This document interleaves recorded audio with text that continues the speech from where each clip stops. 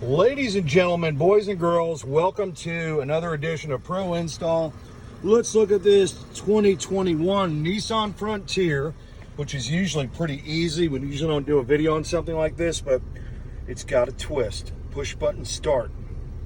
So, a couple things to keep in mind. Nissans are pretty consistent with the way they do things, but they do change things up. It depends on the year, make, model, of course. And a couple things you want to keep in mind is just keep your install simple. This looks like a mess right now. This is for instructional purposes, just to show you where we're getting our wiring points.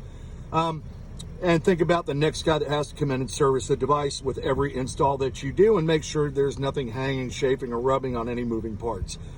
These video guides are for professional installers. If you want to do it yourself at home, that's fine, but we do not share or bear any responsibility for improper wiring or not checking your wiring or your work. It's all on you. So, with that being said, let's take a look at what we got here.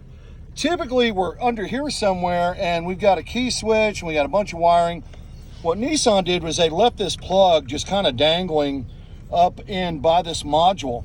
And I've tested this, and this yellow wire is constant 12. There's a brown wire next to it. That brown wire does absolutely nothing.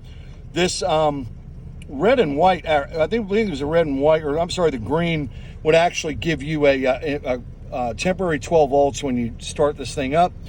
Point being is we only need yellow for constant 12. So there's constant 12 with a yellow, threw a posi tap on there. Not too hard to get to if you want to get on your back. It's entirely up to you. Ground, business as usual, everybody. Self-tap of ground, and here's the magic. Right here, there are two yellow wires behind this mirror control switch. And there's two plugs back here. You want the plug on the left. There are two yellows, and if you kind of look at the bottom of it, you can see the yellow that we grabbed is actually on the bottom side of the plug, going towards the bottom of the panel, not the one my finger is on to the left, but if you can see this, it's the one on the right. That's going to be your switched ignition. Easy enough, right? So there you go. Self-tap of ground, yellow for power, power mirror switch, and it's analog. It's not part of the CAN bus. It's going directly to the mirrors, 12 volts coming into it.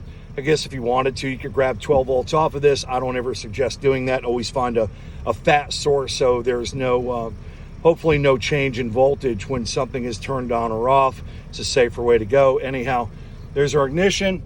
Back to our constant 12, self-tap of ground. And I'm gonna mount this box right on top of here. It's a pretty good spot. There's like a little shelf.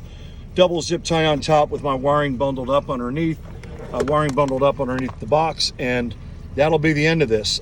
We've done this many times in these Nissans, and it's a set it and forget it kind of thing. So there you go. Enjoy. Thanks for watching, and we'll see you at the next install. Bye.